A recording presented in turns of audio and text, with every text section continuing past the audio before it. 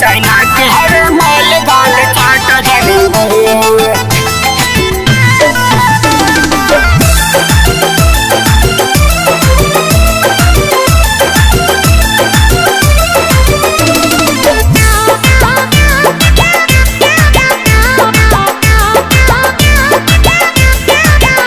China के हवे माल गाल चाट जनी हो। चाइना के हवे माल गाल चाट जनी हो। कोरवा में धाके करा के साट जनी हो। कोरवा में धाके करा के साट जनी हो। चाइना के हवे माल गाल चाट जनी हो। चाइना के हवे माल गाल चाट जनी हो।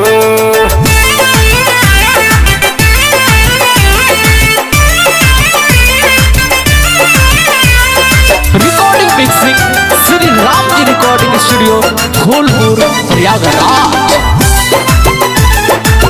Music by Aman Rao. बढ़ल बहाई बीमारी कोरोना महामारी। बढ़ल बहाई बीमारी कोरोना महामारी।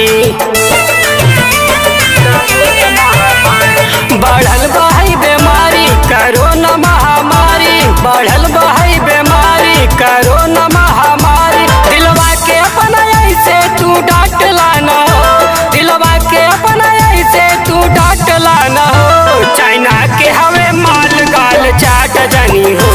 चाइना के हवे माल गाल चाट जनी हो।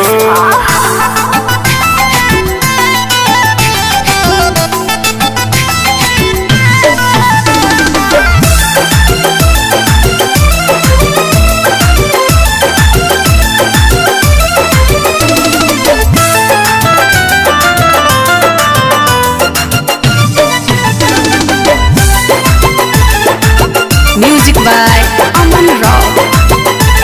चलाता है बीमारी देखा देशवा में हो। चलाता है बीमारी देखा देशवा में हो।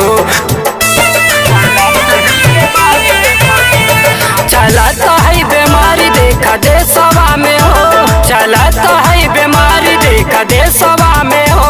राइटर महेश काहे के रोक लाना हो।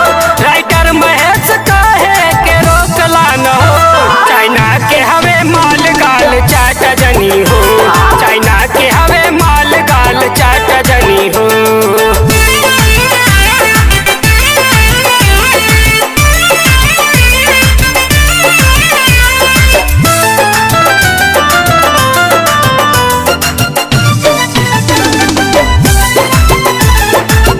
म्यूजिक बाय अमन राव। लागल बा लॉकडाउन सब रोडवा पे हो। लागल बा लॉकडाउन सब रोडवा पे हो। लागल बा लॉकडाउन सब रोडवा पे हो। लागल बा लॉकडाउन